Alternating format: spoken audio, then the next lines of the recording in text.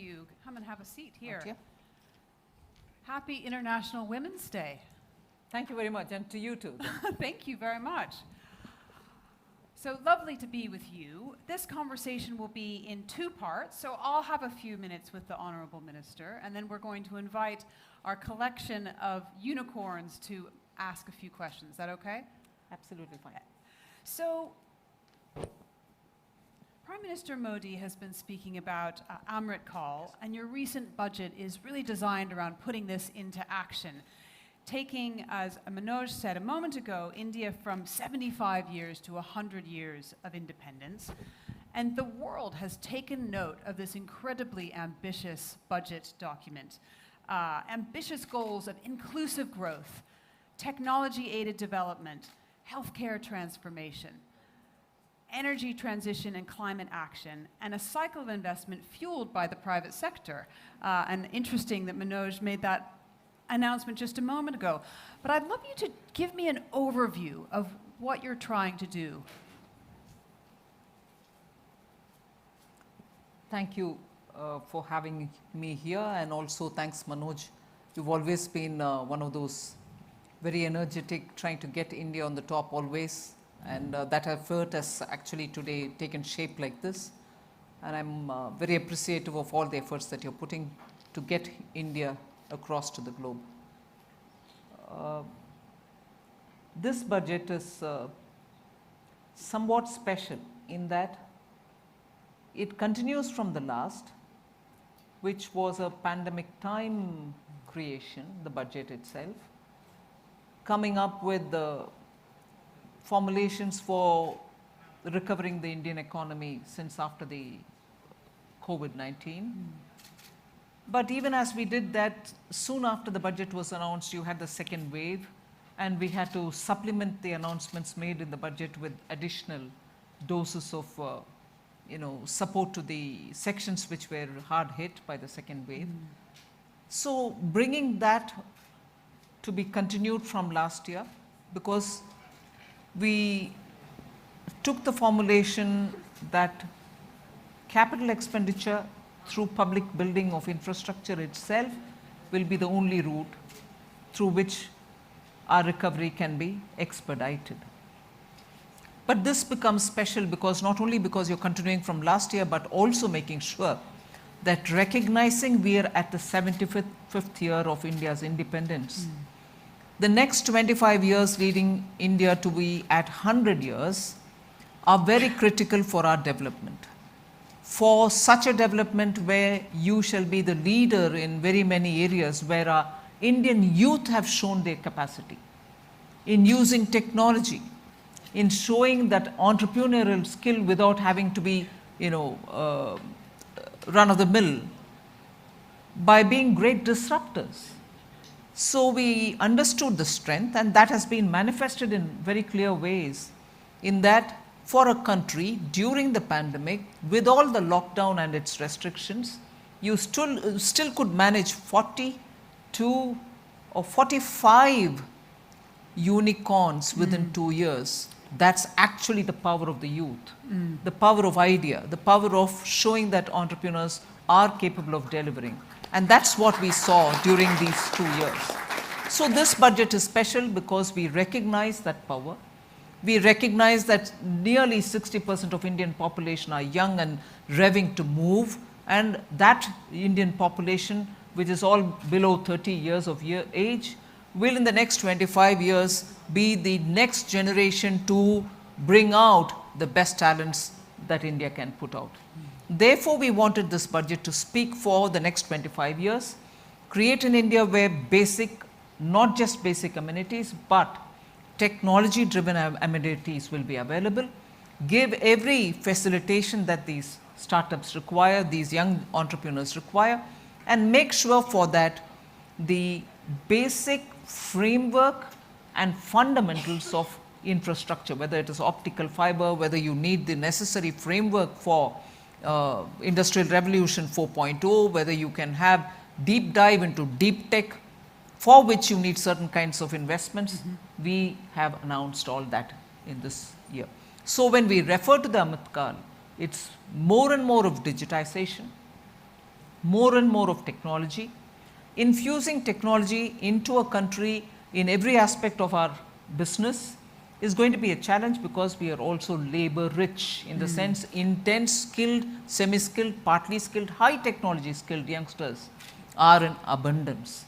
So how are we going to have these two sit side by side without hurting each other? Tell me about that. How are you going to have these two sit by side? That is where this budget is very unique. One of the examples where I can answer this question of yours is when we chose 14 champion sectors for which the government would give for every additional unit that they may produce incentive. We made it a point to understand that these have to be such units, manufacturing units, which can scale up big time, which can produce for India but also produce in India for exports, capture the global market, for which our youngsters have enough skill and we also have to supplement upskilling the resources which are required for upskilling these skills. So the selection of the champion sectors for which the very popular productivity linked incentive, even in this budget we've given a huge big allocation for it. So the productivity linked incentives given to 14 champion sectors were chosen because they are the ones which can scale up. They are the ones which can also bring in great labor employment potential, and they are the ones which will now give India the additional strength and also leverage the technology abilities that we have. So the 14 champion sectors for which government is giving all the incentive are the ones which have a very good balance of technology and using of human resources. Do you want to say more about those 14 sectors?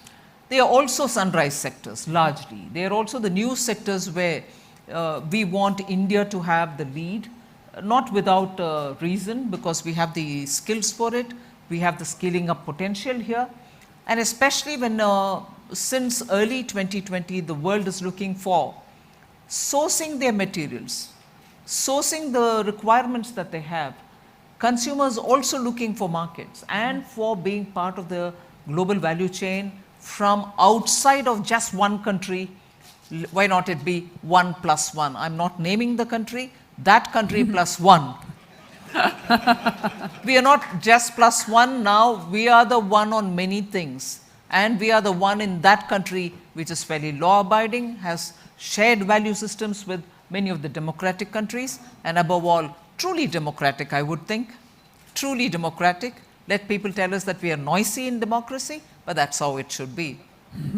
Democracy, after all of us will have to speak, and democracy is what India stands out for. And I don't want to take this opportunity to lecture, but we are truly 916 KDM gold worth democracy. So we're all mindful of the lives that were lost during the pandemic. The recovery, as you mentioned, has been incredibly powerful, and that story of the number of unicorns birthed in the last 2 years is truly remarkable. India's GDP growth forecast to be the fastest of all the large economies, 9.2% for 21-22. But the challenge, not just for you, but for every finance minister in the world, is to revive the private consumption while containing inflation. And we spoke yesterday to some of these folks about the challenges of that, about supply chains. So I wonder how you look at this. How are you going to approach this challenge? I see that the private consumption is already sort of picked up, and picked up significantly. It can pick up more is a different issue. But for us to pretend that private consumption has to be addressed separately as different from addressing the supply side issues is also trying to ignore the fact that economy is not watertight compartments. They are not several compartments which doesn't flow from one to another. And when you give a good substantial push to a supply driven solution, the benefits of that accrue to the demand side also. It is very well to constantly remind ourselves that we need to address the demand side issues. The way in which an economy like India addresses its demand side issues is also to look at the bottommost layer of our population, which has several disadvantages. You need to ensure that they don't remain hungry. We need to give them food. We need to ensure that they are not uncertain about the food requirements that they and their family may have, and also to meet their emergency expenditures which arise out of, let's say, health situations. For health emergency, we have given our population the Prime Minister health scheme, through which paperless and Pradhan Mantri Arogya Yojana, that's what I was looking for. Arogya is health. So the PMAY is the one which enables many common citizens of this country who are particularly in the bottommost rung, paperless, cashless medical facility in most of the government hospitals, in all government hospitals, and in some empaneled private hospitals as well. So not only the medical health of that individual, but every member of the family is being taken care of. It's a kind of government ensuring their health requirements. Second. And third, we are also, during the lockdown, I distinctly remember, we had given money directly using the DBT for the elder citizens, the senior citizens, particularly women among them, and also for women in the households, of the poorer households, and the disabled, who we call as Divyang. So for their requirements, for the lockdown period requirements, cash was transferred into their accounts. So when we do all this, we aim to see them being able to address their demands with cashless system or with some money where it is required. One small example I will like to take is in the last 3 years, generic drugs being sold through outlets, which are called Jan Aushadhi Kendras. Aushad is medicine, Jan is common citizen. So medicinal requirements that you, pharma requirements, you go to a pharmacy and take your medicines on payment, you pay certain amount for a branded drug. Whereas even if it's OTC, whereas when unbranded generic drug which can serve the same purpose is sold through the Jan Aushadhi Kendra, they are sold for, I am consciously saying this, 1/10 of the price in some cases, let's say 1/5 of a price in some others. Even life-saving drugs are available in these Jan Aushadhi Kendras for absolutely unbelievable rates, which many people have said has cut down the medical or medicine requirements of the family by at least 1/3. And if that is the kind of difference that we are making to the common person's lives, these are also demand side of the economies. You take care of the medical requirements, you take care of their medicines, you give them some cash to live, and make sure till March 31st this year, clear 2 years after the COVID set foot, we've given free food grains for the bottommost rung of the population. 2 full years. I'm not sure if any other part of the world has seen the poor being supplemented for food requirements. And also cooking gas was given to them during the lockdown period that year till December in 2020. So the demand side is being addressed in the ways in which it directly makes a difference to the daily livelihood of the person, and probably not in the way in which some of our opposition leaders want it. Each of us suit ourselves and we pick up a formulation which makes the most difference to the person at the ground. It doesn't matter that I may not take the suggestion given by an opposition, but if my way is not effective, I'm ready to be scrutinized and criticized. But it is effective, and we are saying it. I'd love to ask you loads more questions. We've got people champing at the bit here, but one more. And would you suggest I talk less in answers? No, I think you're doing a great job. So that you can have more people ask questions. One question I want to ask before we open it up to the floor. You're looking to boost India's digital economy, and that's a large part of the budget. Part of this is launching a digital rupee in the next year. Tell me a little more about that. That was a conscious call taken in consultation with the central bank Reserve Bank of India. There's a lot of momentum, I know, and this is a topic you've touched, only restricted to the digital currency, but I'm sure the audience here will be waiting for me to say something on the crypto world itself. Don't worry, it may be coming. The question may be Okay. coming, I'm warning you.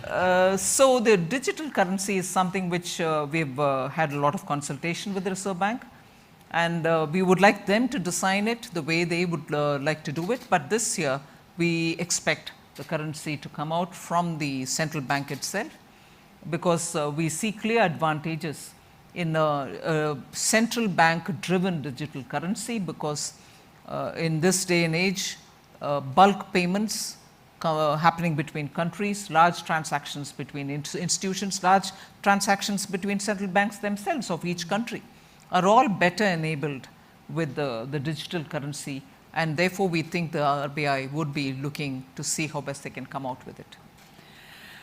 Excellent. All right, well, there may be more questions. We have with us over 30 of India's unicorns in the room, excess valuation of 100 billion. My colleague Laura is going to join us on stage, and she's been speaking to some of them. So, Laura, I know they've got some questions for the Honourable Minister. They do. First and foremost, I'd just like to say what an honour it is to have you here today. Thank you so much for joining us. A very promising outlook and a great dialogue there, so thank you so much. Yes, we're going to throw to our audience members now, in particular, our unicorns. As you mentioned, there are 30% of India's unicorns right here in the room today, so very exciting indeed. Now, I'm going to throw out to our first unicorn is Harsh Jain, the CEO and co-founder of Dream 11 and Dream Sports, who's here with us. Do stand up, and I'll come on over with the microphone and give us your question to the Minister. Thank you, ma'am, for having us here. It's a pleasure and honor to be here. First of all, I'd like to say thank you so much that the government, my name is Harsh Jain and I'm the CEO and co-founder of Dream 11. We're from the gaming ecosystem. So I'd like to say thank you so much for recognizing the gaming ecosystem with this budget and the fact that India can be a gaming superpower with the AVGC policies that you've been looking at. The question is that now that we have a direction that the government is going to look at regulating it and helping to grow the 10,000 crores tax that we're already paying, we want to extend this and become the true gaming superpower that India can be. How can we facilitate with the finance ministry more clarity on things like GST so that we can take this even further? Just clarity or more? Clarity and a positive outcome, ma'am, if you may. Welcome for anything. You can always communicate with anybody in the ministry, or if you desire, I can have a separate meeting where the secretaries can be present. You can coordinate with all your AVCG team, Yes, get as many participants to attend. We can always across the table discuss as to what are the issues which worry you as regards GST, and any issues related to simplification or compliance. As much as anything else, I'm quite willing to talk. Thank you. So once you let me know, I can always have a list of you and your colleagues, and also any competitor that you may have in the field to come over. Collaborator, ma'am. Collaborators? Yeah, all right. Thank you, ma'am. We'd definitely take you up on that. Brilliant question there, thank you.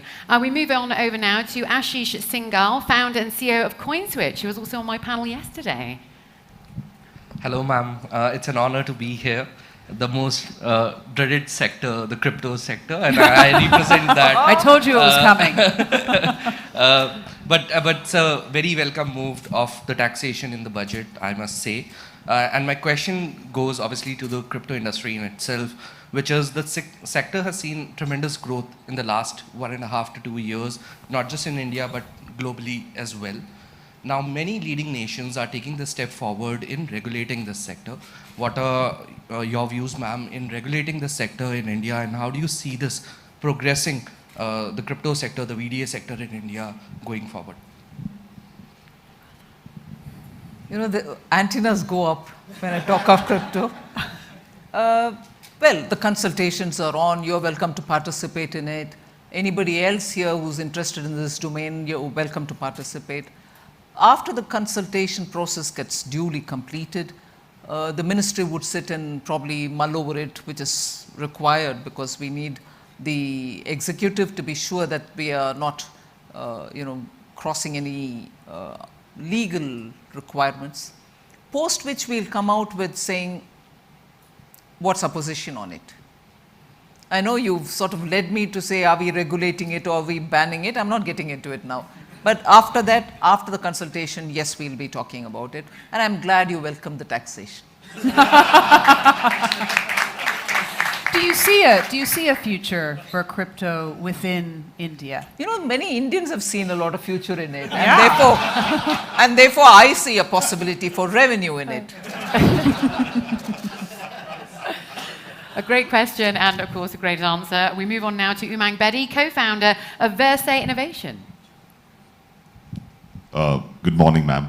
I just want to start off by saying that on International Women's Day, as a father and as a husband, it just gives me immense pride to see what you're doing in your position. And I think you're such a huge inspiration to women around the world and in our country.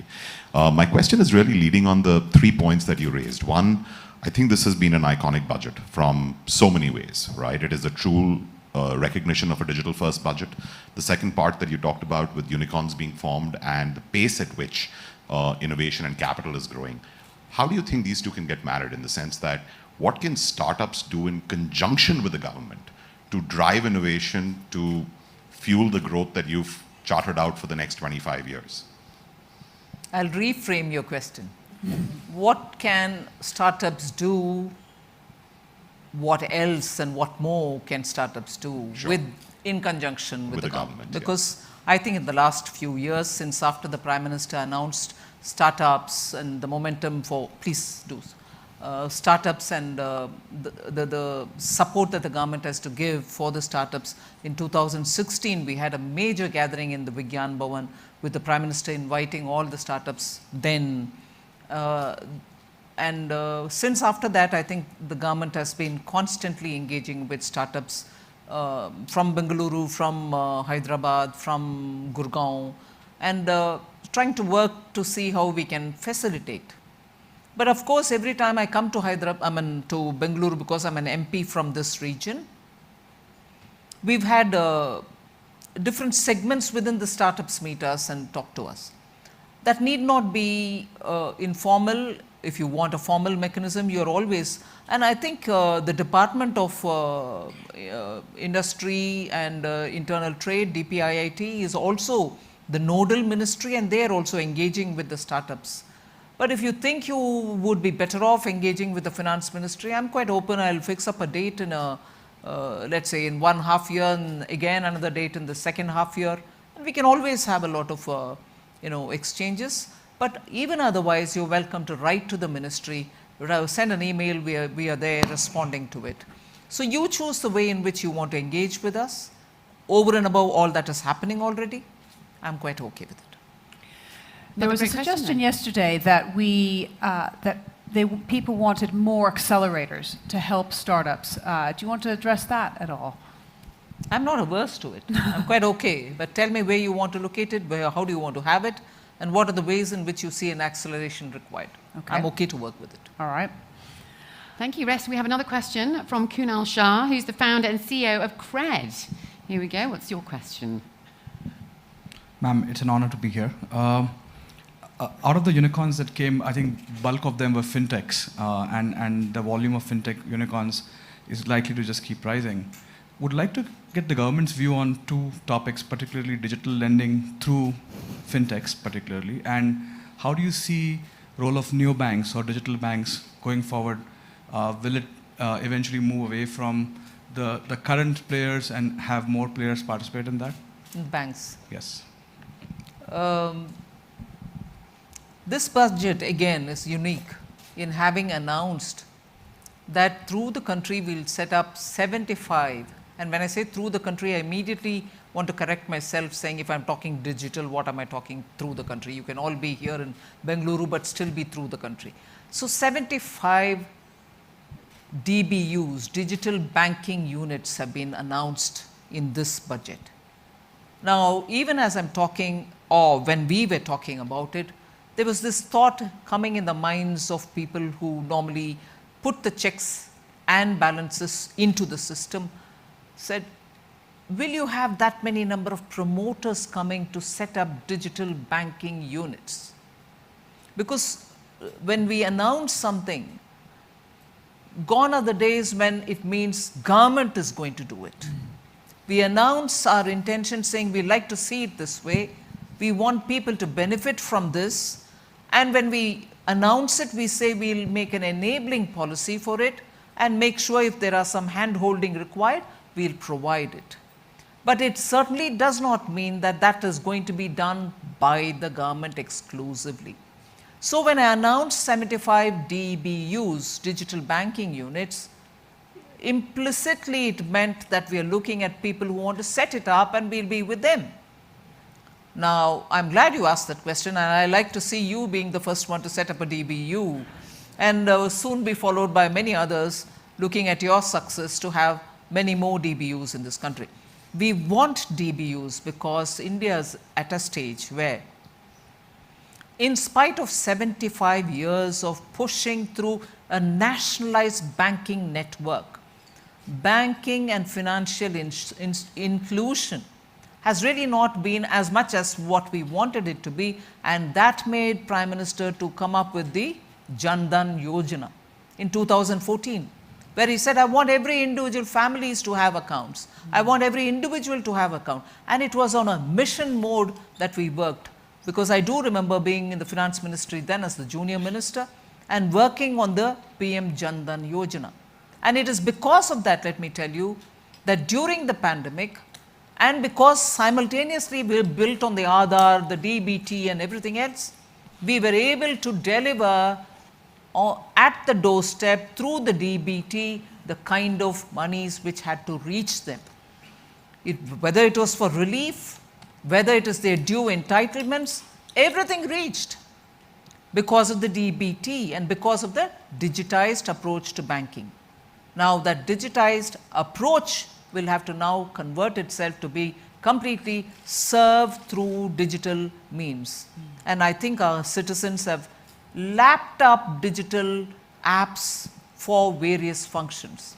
The success of India Stack and the success of the ways in which DBT has now become one of the very efficient tools of transaction is because the common citizen of India has absolutely without hesitation taken it on his little phone, but he's proud to do his business with a QR code kept in front. So that support from the common citizen assures me that digital banking is that what they want rather than what is the way forward for the government. We'll have to walk along with them. We'll have to provide the facility for it. So that's, did I miss your first question? Yeah, digital lending. Let me tell you very briefly. What was this aggregator? Accounts aggregator. We said every individual's credit transactions or his bank operations are all data available. If there are authorized account aggregators functioning, and if you're able to therefore access data which is necessary for, let us say, credit inclusion of an individual, it is happening through the account aggregator. So digital banking there, digital credit extension there. Thank you so Happy much. to become one of the first DBUs? Okay. One last point which I would like to answer there is also the fintech's growth is not surprising me. Haven't we come up with a global financial center, IFSC, in Gujarat? And that is going to now create so many different options, so many different ways in which fintechs can service. And this is going to be a service, the globe, with your fintech skills. So it is not just for us, it's not just within India. So fintech growing as a result of the government's push for a global financial services center is only but natural, and I'm very glad it's happening. Thank you so much. We're going to now throw out to the rest of our unicorns, and then hopefully after that to the wider audience. So please do get some good questions going. We do have some more time. So if you are a unicorn, you have another question, please do raise your hand, and I'll come over with the microphone. Do we have any more? Yes. Please do tell us who you are and your company name as well. Thank you. Good morning, ma'am. My name is Rahul. I represent Swiggy. We are a food delivery platform. One thing which I would like to bring to your attention is the whole FDI bit for Indian companies.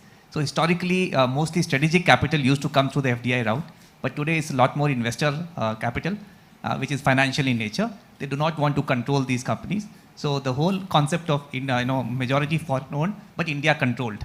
So is that something that the government will be willing to look at? Because that will help us to unlock a lot more value creation within the country. But isn't that what has driven our FDI policy for various sectors? Because we are looking at investment capital. We are looking at even, in fact, we've gone to the extent of saying we're quite happy for them to be in the board. If they choose not to be in the board, very welcome, that's their choice. But we have enabled fund coming in, investment funds coming in, and also opening up the management in such a way that it is completely democratized, and to the extent of one's share capital, a space in the board is naturally, through the company's law, works. But if you choose to say out, that's very well. Nobody is going to restrict them from bringing in investment capital and also equally compelling them to sit in the board. No board, no choice, that's fine. Right. So a specific question on that, ma'am, just if I had a follow-on question on that, is basically the restrictions that are, on foreign controlled companies, right? The FDI restrictions that exist in the country. Now, specifically for domestically, grown up startups, which have financial, majority ownership from foreign capital, we kind of get restricted in the same FDI bucket. So maybe I'll present, a paper to your office. You can please present the paper, and I'll gladly look into it. It's one thing to talk about investable fund, investable capital, and a totally different thing if you talk about investment companies, right? Absolutely. So do send me financial capital. So thank you. Great question. Do we have any more questions from our unicorns in the audience? Any more questions from our unicorns? I'm going to give you one last chance. If not, I think we're going to throw out to our wider audience over here. Please do tell us who you are and where you're from as well, please. Here we go.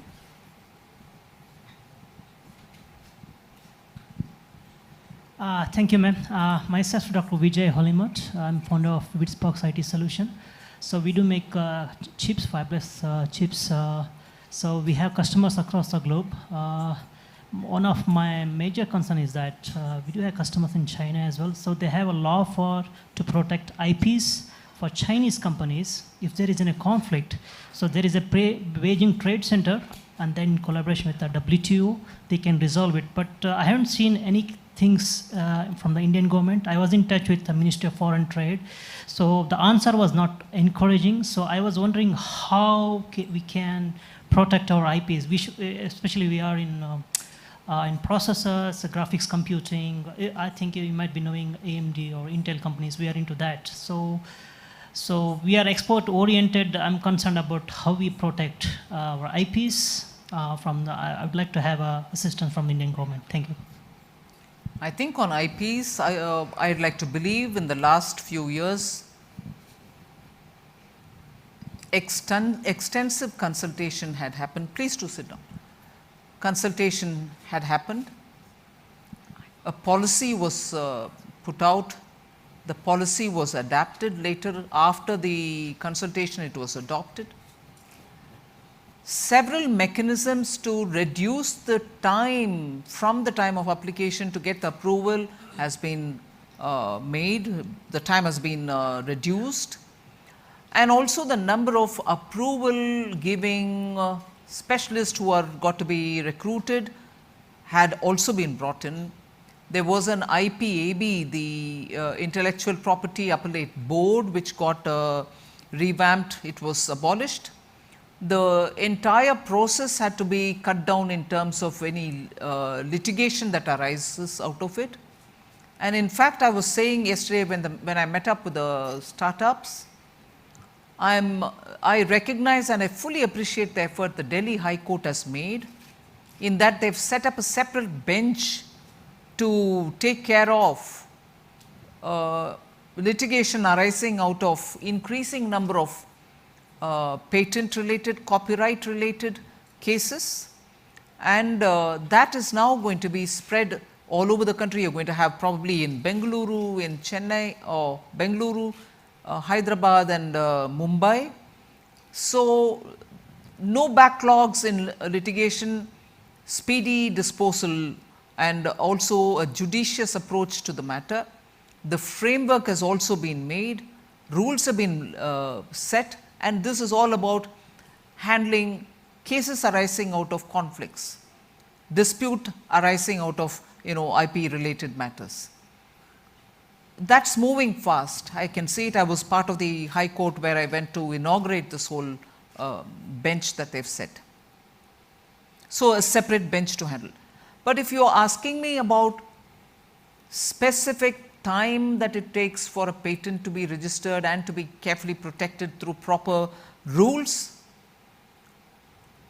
I'm possibly giving you a second-hand answer, second-hand information-based answer, but I'll certainly take it up and check up if there's any issue. But you're welcome to write to me if there are any specific issues that you want me to look into and get sorted out. Thank you. So we want to get a little bit of audience participation at this point. We've got a couple of poll questions, and we'll come back in a moment. So if you have questions, in a moment put your hand up, and we'll come to you. First of all, we want to ask you a question about, do you think that the boom in unicorns that we've seen would have happened without the pandemic? So do you think that yes or no? Would the unicorn boom have happened without the pandemic? Yes? Okay. Anyone for no? Anyone think it would have happened without the pandemic? Okay, a couple. Should we get why do you think that? I think every crisis accelerates a behavior that is more efficient, and I think everybody was forced to adopt more digital behavior. I think crisis accelerates efficiency and eventualities, and what happened is because of the restrictions, a lot of people actually were forced to or had to adopt digital things, and I think that accelerated a behavior change. Just give an example. My dad, who was averse to apps, thanks to the COVID vaccination and everything, was out there downloading the app and figuring out everything on his own, and now he's pretty much on his own on all the apps. So I think it was just there was a CTO in every household between the age group of 14 and 21, and eventually everybody else became tech savvy as well. Thank you. We've got another question as well, which is just on the screen behind me. Which do you think have the biggest impact in creating unicorns in India? You can see the choices. Who thinks demographics? All right. What about a strong startup ecosystem? Some more votes for that. What about government initiatives? All right, you know who your friends are here in the room. What about venture capital and other investor appetite? Strong support for that. What about anything else? Other? Right, so there should have been one more. What was that? All of this. Thank you. All right.